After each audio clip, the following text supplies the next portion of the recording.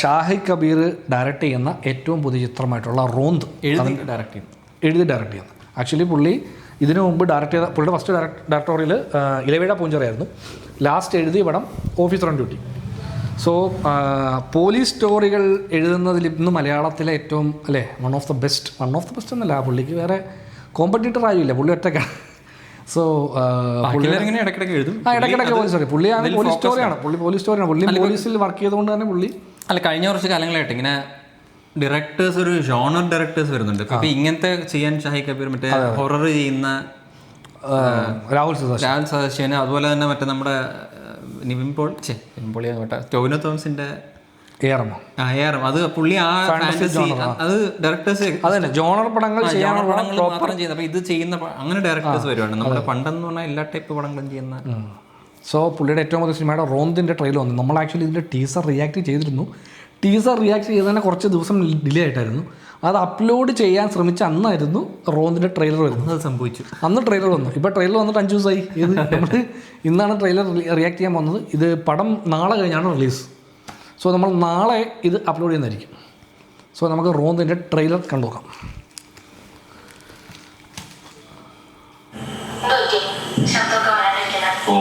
കുറച്ച് സൗണ്ട്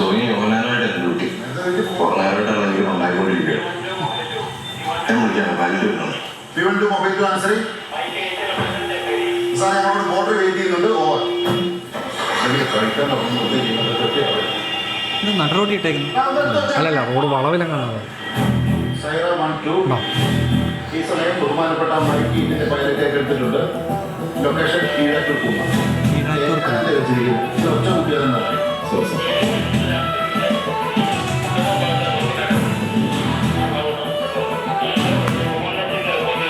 ഇതൊരു Irish music patrolling പറയുന്നത് ഉണ്ടാകുന്ന നോക്കാനാണ്. ഈ മോദിക്ക് ഇതൊന്നും മേടിച്ചിട്ടില്ല. ഈ നാട്ടിലുള്ള മാറ്റം പരിഹരിച്ചറിഞ്ഞു. പോലീസിന് ഇടി മേടിച്ചിട്ടാണ്.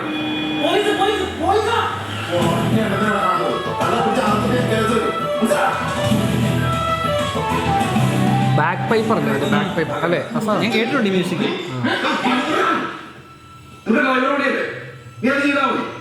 ഓഫീസർ ഞാൻ എനിക്കറിയാം ചെയ്യണം.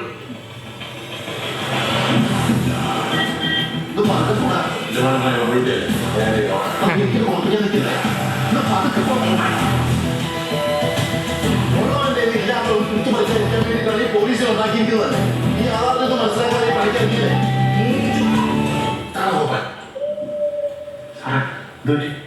ടെക്നോളജി പാസ് ചെയ്ത് പോയവരാണ്. നഴ്സിംഗാണല്ലോ. അത് നോക്കി അവങ്ങനെ കെട്ടി തൂക്കിയിട്ടുണ്ടോ? നിന്നെപ്പോലുള്ള പേടിത്തൊണ്ടന്മാർ എന്നോട് ചോദിച്ചില്ല. നാളെ അതച്ചോടെന്ന് പറയാനുള്ള ഞാൻ പറഞ്ഞത് സാറിനോട് എനിക്ക് പേടിയാണ്.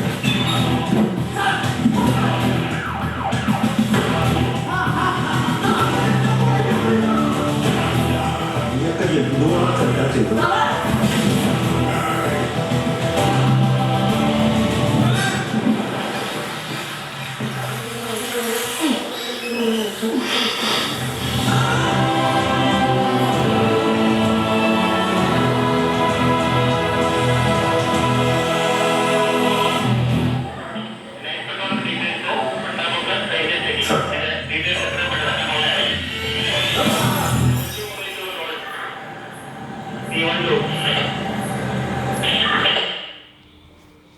നല്ല രസമുണ്ട് പടം കാണാൻ. എനിക്ക് തോന്നുന്നു മറ്റേ ഇൻസ്പെക്ടർ ബിജു അതെന്തായിരുന്നു ആക്ഷൻ ഹീറോ അതുപോലെ അതായത് ഒരു ത്രൂ ഔട്ട് ഒരു സ്റ്റോറി അല്ലായിരിക്കും. അവരുടെ ആ പാട്രോളിലുള്ള പല കേസുകളെന്ന് വെച്ചാൽ അവരിങ്ങനെ പെട്രോളിന് പോകുമ്പോൾ ഇവരെന്തൊക്കെ ഫേസ് ചെയ്യുന്നുള്ള അങ്ങനത്തെ ഒരു സംഭവമായിരിക്കും.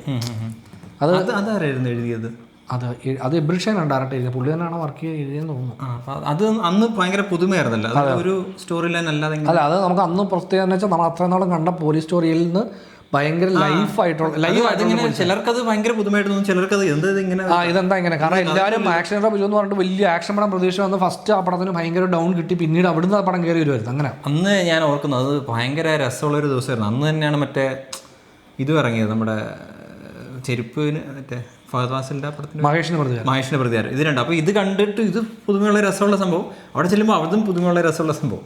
സോ ഇത് ട്രെയിലർ ഭയങ്കര രസമുണ്ട്. അതായത് പടം കാണാൻ തോന്നിക്കുന്ന അത് ടീസർ കണ്ടപ്പോഴും ഞങ്ങൾക്ക് ഫീൽ ചെയ്തതാണ്. പക്ഷെ അത് പറഞ്ഞ വീഡിയോ വരാത്തതുകൊണ്ട് പിന്നെ കുഴപ്പമില്ല. നമ്മൾ കുറേ പറഞ്ഞായിരുന്നു, കുറേ സംസാരിച്ചായിരുന്നു. പക്ഷെ അത് പോയി. സോ ഇതിൻ്റെ മ്യൂസിക് ഇല്ല, ഇത് ഐറിഷ് മ്യൂസിക്കും റോക്കും കൂടെ. അത് ഞാൻ ഇത് എവിടെ കേട്ടിട്ടുണ്ട്, ടും ടും.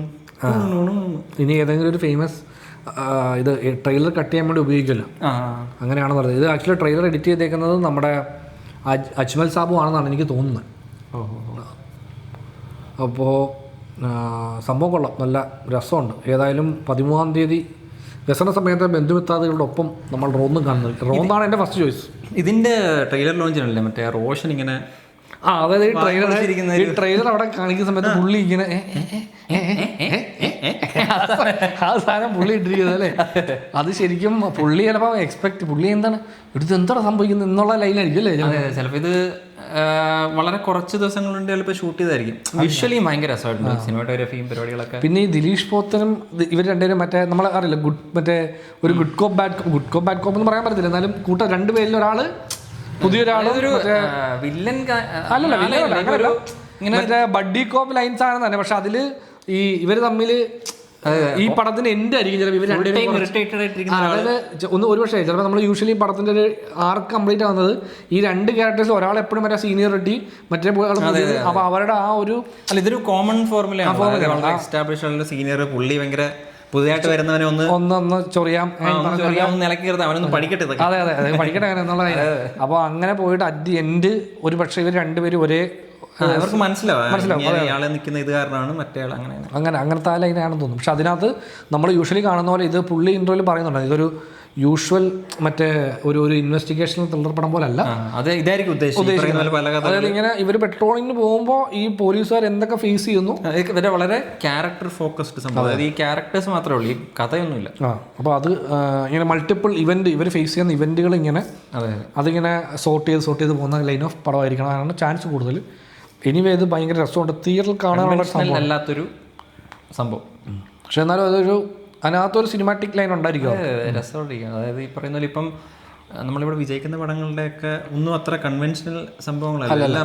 ഇപ്പം ഈ ഓഫീസർ ഓൺ ഡ്യൂട്ടി എടുത്താലേ ഓഫീസർ ഓൺ ഡ്യൂട്ടിയിൽ ഇപ്പം ഈ പുള്ളിയുടെ എനിക്കൊന്ന് ഏറ്റവും കൊമേഴ്ഷ്യൽ പടം അതാന്ന് തോന്നുന്നു. അതായത് ഒരു ഹീറോ യൂഷ്വൽ ഹീറോ വില്ലൻ. ആ ബാക്കി നായാട്ടും പുള്ളി എഴുതിയത് പുള്ളി നായാട്ട് നമ്മുടെ ജോസഫും കുറച്ച് എന്നാലും ആ ഹീറോ വില്ലൻ പരിപാടി ഉണ്ടെങ്കിലും കുറച്ചുകൂടെ നമ്മൾ ഈ പറഞ്ഞ ബാക്ക്ഗ്രൗണ്ട് സ്കോറൊക്കെ ഇട്ട് നമ്മളൊരു ഹീറോയെ എലിവേറ്റ് ചെയ്യുന്ന പരിപാടികളൊക്കെ ഉണ്ടായിരുന്ന പടമാണ് ഓഫീസർ ഓൺ ഡ്യൂട്ടി. അതാണ് കുറച്ചുകൂടെ ഷാഹി കബീറിന്റെ എഴുതിയതിൽ തന്നെ ഏറ്റവും കൊമേഴ്ഷ്യൽ ആയൊരു പിന്നെ പുള്ളി എഴുതിയ സിനിമകൾക്ക് അത് പലരും ഡയറക്റ്റ് ചെയ്യുകയാണെങ്കിലും പുള്ളിയുടെ എഴുത്ത് അതിൻ്റെ നമുക്കിങ്ങനെ കാണാം. അതെ എഴുത്ത് നമുക്ക് ഭയങ്കര വിസിബിലിറ്റി ഉള്ള സംഭവമാണ്. അതേപോലെ തന്നെ പുള്ളി ഡയറക്റ്റ് ചെയ്ത ഇലവീഴ പൂഞ്ചിറയും ഭയങ്കര നല്ലൊരു ത്രില്ലർ അതായിരുന്നു അനുഭവമായിരുന്നു ശരിക്കും. അത് പടം അത് കാണുമ്പോൾ മനസ്സിലാവും പുള്ളി ഏത് ടോണിലാണ് പുള്ളി എഴുതുന്നത്. എടുത്ത് ഡയറക്ടേഴ്സ് ചിലപ്പോൾ അത് അതെ ഇപ്പോൾ ഡയറക്ടർ ഇൻവോൾവ് ആകുമ്പോൾ എനിക്ക് ഇതിനെ കുറച്ചുകൂടെ ഒന്ന് ഈ റിയലിസ്റ്റിക്കിൽ നിന്നൊരു അല്പം കൂടെ ലാർജ് ദാൻ ലൈഫ് ആക്കാം എന്നുള്ള തീരുമാനമൊക്കെ എടുക്കുന്നത് ഡയറക്ടേഴ്സിന്റെ ഭാഗമായിരിക്കും. ഇലവീഴ പൂഞ്ചിറ തിയേറ്ററിൽ കണ്ടപ്പോൾ ഭയങ്കര ഒരുപാട് പേര് തിയേറ്ററിൽ കണ്ടില്ല. ആ സിനിമ അന്ന് ഒരുപാട് പേര് തിയേറ്ററിൽ കണ്ടില്ല. അതാണ് കാരണം ഇത് OTT ഇറങ്ങിയ ശേഷം ഇതിന് ഭയങ്കര വലിയൊരു ഞാൻ ആക്ച്വലി ഓൾ ഓവർ ഇന്ത്യ വിനിച്ചേട്ടൻ കണ്ടു. അപ്പോൾ അന്ന് ഇത് വലിയ ഇതില്ല. അപ്പോൾ വിനിച്ചേട്ടൻ കണ്ടിട്ട് രണ്ടാമത് കാണാം എന്നും പറഞ്ഞിട്ട് എന്നെ വിളിക്കുക. അപ്പം നമ്മളത് അത്ര ഇതിൽ നിൽക്കുമല്ലോ ഇലവീഴ പൂഞ്ചിറ കാണണമെന്ന് പറഞ്ഞു. അപ്പം നമ്മൾ പോയി കണ്ടപ്പോഴത്തേക്ക് എനിക്ക് ഭയങ്കര ഇഷ്ടപ്പെട്ടു. എനിക്കും ആ സിനിമ ഭയങ്കര നല്ലൊരു മൂഡായിരുന്നു ആ സിനിമ കണ്ടുകൊണ്ടിരിക്കാൻ. എസ്പെഷ്യലി നൈറ്റ് അതിലെ നൈറ്റ് സീക്വൻസ് ഒക്കെ നല്ല ഭയങ്കര അത് നൈറ്റ് എക്സ്പോസിങ് ഒക്കെ അല്ലേ. ഈ പറയുന്ന പോലെ ടീസറിലുണ്ടായിരുന്നു ഒരു ഷോട്ട് ഇങ്ങനെ ഇടിവെട്ടിയിട്ടാണ് അവിടെ ആ ബാക്കി ഇങ്ങനെ ഇരുട്ടത്തിരിക്കുക. അപ്പോൾ അത് ഇലവീഴ പൂഞ്ചിറ അത് ആക്ച്വലി പോസ്റ്റിൽ ചെയ്യുന്നതായിരിക്കും അതിൽ എങ്ങനെയായിരിക്കും അത് അല്ലേ? അല്ലല്ല അത് ഓൺ സെറ്റ് ചെയ്യാൻ പറ്റും. പക്ഷെ എനിക്ക് തോന്നുന്നു ഇവരൊക്കെ ഓൺ സെറ്റ് ചെയ്യുന്ന ടീംസ് ആയിരിക്കണം. പോസ്റ്റ് ചെയ്താവാൻ ചാൻസ് കുറവാണ്. ആണോ? കാരണം പക്ഷെ അത് അത്രയും വൈഡ് ഷോട്ടല്ലേ ഇതിനകത്ത് കാണിച്ചൊരു വലിയൊരു മറ്റേ ചിലപ്പോൾ അതായത് ഇലവീഴ പൂഞ്ചിറയുടെ മെയിൻ സംഭവം എന്ന് പറഞ്ഞാൽ അവിടെ ഇടിവെട്ടുമ്പോൾ അവിടെ പോയി നിൽക്കരുത് എന്നുള്ള ഒരു ഇതുണ്ട്. അപ്പോൾ അവർ ആ മറ്റേ പോലീസ് അതാ സാധനമുണ്ട്.